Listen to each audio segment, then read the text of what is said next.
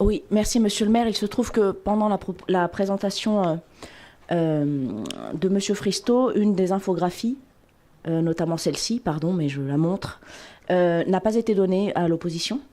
Donc j'aimerais pouvoir en disposer et je voudrais une suspension de séance d'1 quart d'heure, le temps de l'examiner, parce que c'est des infos que nous n'avions pas en commission. L'infographie a changé. Merci. Bon. La suspension de séance étant de droit, nous suspendons la séance pour 15 minutes.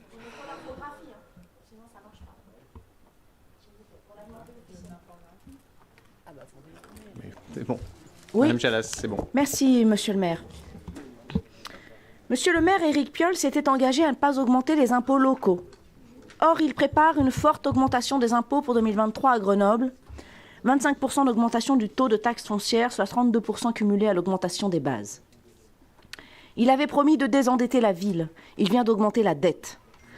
Pour notre part, nous proposons un projet de budget pour la ville qui ne nécessite pas d'augmentation des taux d'imposition, qui ne diminue pas le personnel, qui maintient un niveau d'investissement suffisant pour les investissements utiles et qui n'augmente pas la dette malgré le contexte actuel.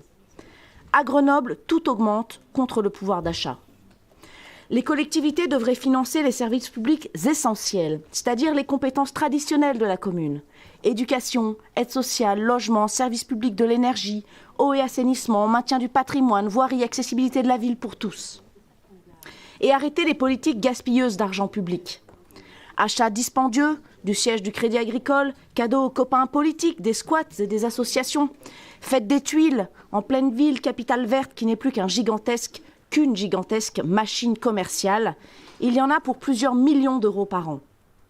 Il faut arrêter de gaspiller les impôts des habitants. Les impôts locaux sont très injustes et à Grenoble, la taxe foncière est parmi la plus chère de France. Il faut tout tenter pour ne pas les augmenter. Ne pas augmenter les impôts, c'est possible. À l'occasion des mandats précédents, les écologistes ont été les plus fermes défenseurs d'une politique visant à dépenser mieux l'argent public pour faire mieux fonctionner les services publics. Il y a encore beaucoup d'économies à faire dans les finances de Grenoble. Certaines subventions peuvent être supprimées, d'autres diminuées, pour augmenter celles aux associations prioritaires, celles qui ont une mission de service public notamment, celles du secteur de la solidarité qui ont du mal à vivre. Et d'importantes dépenses inutiles peuvent être supprimées sans problème pour le fonctionnement des services publics. Des économies sont possibles, par exemple. Les indemnités des élus ont augmenté de 23,4% depuis 2014. Et entre 2020 et 2023, elles ont augmenté en 3 ans de 11,7%, soit 110 000 € distribués en plus à chacun d'entre nous en 2 ans. Autre exemple, dans les dépenses de communication ahurissantes de Capitale Verte, 8 millions. Ainsi, des millions d'euros d'économies peuvent être dégagés en fonctionnement, permettant de compenser l'inflation et de financer nos priorités pour l'amélioration du service public. L'augmentation des impôts préparée par M. Piolle ne servira pas à améliorer les services publics, mais à dépenser pour le prestige et la communication du maire et de sa majorité. Préparons un vrai budget de gauche et écologiste ensemble. La préparation du budget municipal se fait dans la plus grande opacité, alors qu'elle devrait se faire avec les citoyens.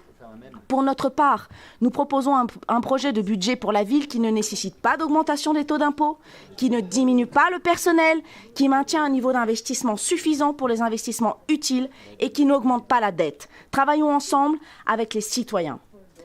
Ce discours, monsieur le maire, c'est celui de l'ADES, le 23 novembre 2008, qui a fait beaucoup rire vos colistiers. Eh oui, contre Michel Destot et l'augmentation des 9%. Voilà, c'est ballot, effectivement. Et ça a fait beaucoup rire vos colistiers. Voilà. Et donc l'ADES, en son temps, avait attaqué Michel Destot sur l'augmentation de la taxe foncière de 9%. Et voilà ce qu'il disait. Alors je l'ai mis au goût du jour avec votre nom et vos projets, avec la réalité de ce que sont les indemnités des élus, dont nous reparlerons, avec la réalité de ce que sont les dépenses de com dans cette ville et avec la réalité de la situation budgétaire. L'ADES avait raison et j'aurais tendance à croire qu'aujourd'hui, elle a encore raison avec nous. Ensuite, au-delà de ce petit contexte historique concernant l'ADES, nous avons, au nom de notre groupe, bien des choses à dire aussi. Dans une situation de sortie de crise Covid et en pleine crise inflationniste et énergétique, vous faites le choix d'augmenter les impôts de 25%. On ne peut pas choisir plus mauvais moment pour les Grenoblois. Au moment où la France se bat pour maintenir une inflation au plus bas en Europe. Au moment où les rapports de force politiques s'établissent avec les producteurs d'essence. Au moment où les négociations sont ardues avec l'industrie agroalimentaire pour les prix. Tout ça pour épargner les Français de quelques euros d'augmentation, considérant que l'alimentation a déjà augmenté de 12%. Vous qui condamniez sans relâche, rappelez-vous, la baisse des APL de 5 euros par mois, qui oui était une erreur, je l'avais reconnu et je l'assume. Voilà que vous assumez, vous, des dépenses supplémentaires pour les Grenoblois, entre 14 et 93 euros par mois. Vous n'avez aucun scrupule à augmenter de 32% la taxe foncière des Grenoblois.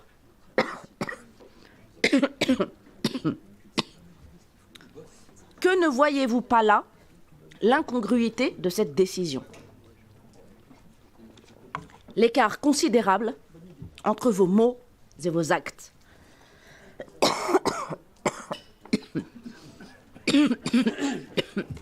Excusez-moi. De la même manière,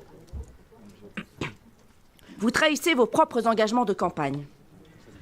En février 2020, vous affirmez « Va-t-on augmenter les impôts ?» La réponse est non. Vous avez reconnu ces propos au dernier conseil municipal, mais selon vous, ça ne valait pas engagement en 2020. Encore une fois, il y a ce que vous dites et ce que vous faites. D'autant que Grenoble, et mon collègue l'a dit avant moi, est déjà parmi les villes où les impôts locaux sont les plus élevés. Nous allons donc atteindre des records, de bien tristes records. Vous disiez vous-même en 2015, ça l'histoire et les archives sont toujours fort intéressantes. Arrêtons de pousser une boule de neige qui grossit sans cesse et que l'on pousse devant soi. Vous disiez cela lorsque la dette cumulée était de 240 millions d'euros à Grenoble. En 2023, la ville cumule toujours 244 millions de dettes et le compte administratif 2022 en juin, puisque nous l'attendons tous, devrait annoncer une dette réelle de 257 millions. L'écologie d'Éric Piolle, ça marche. Vous augmentez les impôts au moment où les Français commencent à jouir de la baisse des impôts au niveau national, au moment où la taxe d'habitation est supprimée, au moment où la taxe audiovisuelle est supprimée, au moment où le SMIC augmente de 9,5% en un an, au moment où le point d'indice des fonctionnaires augmente historiquement, au moment où l'État français redistribue comme jamais en baissant les impôts des classes moyennes, c'est l'OFCE qui le dit, au moment où les Français retrouvent du pouvoir d'achat, au moment où les inégalités arrêtent de se creuser. C'est le Global Wealth Report qui le dit et c'est repris dans l'Express fin février. Non mais vous pouvez vous égosiller les amis. Vous tombez sur le dos des Grenoblois pour leur ponctionner ce nouveau pouvoir d'achat conquis. Et pourtant, les conditions financières des collectivités n'ont jamais été aussi abondantes. 250 milliards dans les budgets des territoires, un soutien de l'État franc et massif pour les communes les plus en difficulté, et une dynamique économique et fiscale incontestable. Grenoble gagne 8 millions d'euros supplémentaires sans rien faire. Au moment où les dynamiques sont très favorables pour les collectivités, vous trouvez le moyen d'augmenter les impôts.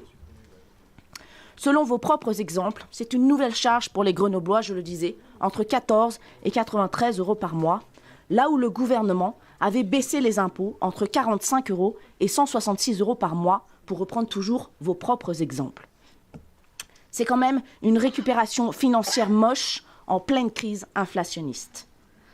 Par ailleurs, et c'est un point dont nous reparlerons, depuis la loi de finances 2006, les collectivités locales, communes, groupements de communes, départements, peuvent accorder une exonération temporaire de taxes foncières pour les propriétaires réalisant des travaux d'économie d'énergie dans un logement achevé avant le 1er janvier 1989. Est-ce que cette exonération existe à Grenoble dans la ville écolo pro-réhabilitation énergétique? Non. Vous ne cessez de répéter qu'il faut accélérer la transition énergétique. Nous sommes d'accord sur ce point. Mais nous pensons qu'il faut accompagner les habitants vertueux dans leur démarche d'amélioration de leurs pratiques et la mise en place de l'exonération temporaire de taxes foncières pour ces propriétaires qui réalisent des travaux d'économie d'énergie. C'est un excellent outil. J'espère que pour passer de la parole aux actes et aider les Grenoblois, vous approuverez, vous proposerez au prochain conseil municipal, dans la délibération des exonérations de taxes foncières, cette possibilité. Alors, la question fondamentale autour de cette augmentation des impôts reste finalement la suivante. Tout ça pour quoi faire? C'est certainement là le pire de votre politique. L'accélération des transitions, le bouclier social. Ah, qu'en termes galants, ces choses-là sont mises, comme dirait Philinte dans Le Misanthrope de Molière. Nous regarderons cela de plus près à l'occasion de l'examen du budget, qui est une autre intervention de ma part, pardon, j'en ferai une autre. Vous annoncez que cette hausse de la contribution permettra de dégager environ 49 millions d'euros par rapport au budget de 2022, en indiquant, en tête de chapitre de votre budget, 50% de ces recettes supplémentaires seront dédiées au bouclier social et climatique et au financement d'un plan d'investissement renforcé pour demain. Les autres 50% permettront de faire face principalement à l'inflation, au coût de l'énergie et à la hausse du point d'indice des agents. D'ores et déjà, je peux vous le dire, le compte n'y est pas. Mon collègue, Romain Gentil, a fait une excellente démonstration. On ne retombe jamais sur 24,6 millions plus 24,6 millions, 2 fois 50%, en faisant les additions simples de vos projets de dépenses. Dans votre nouvelle infographie présentée ce jour, dont j'ai demandé d'abord d'en avoir un exemplaire pour pouvoir l'étudier, effectivement, je suis heureuse d'avoir pris ce temps-là, car je constate qu'il était normal que nous ne parvenions pas à finaliser les fameuses additions. Car dans cette infographie, vous indiquez 11,1 millions d'euros, soit 22,6% de l'augmentation des impôts, qui sont fléchés vers, je cite, d'autres évolutions budgétaires. Et l'autofinancement, c'est 15 millions d'euros. Donc sur 49,2 millions d'euros, seulement 23 sont réellement investis dans les deux objectifs précités. Et tout cela, c'est du fonctionnement. Il n'y a que 3 millions de fléchage vers les investissements, puisque vos plus 20% sont étalés sur 5 ans. C'était une excellente démonstration de Romain Gentil, je ne la referai pas, et qu'en fait, tout cela est assez mensonger. C'est complètement dingue. Les impôts financent du fonctionnement et de la dette. Une question alors que je vous pose, et peut-être un jour aurai-je une réponse. Si les prix baissent à nouveau, monsieur le maire, et que votre bouclier devient superfétatoire, inutile, puisque les choses iraient mieux, baisserez-vous alors les impôts? Merci.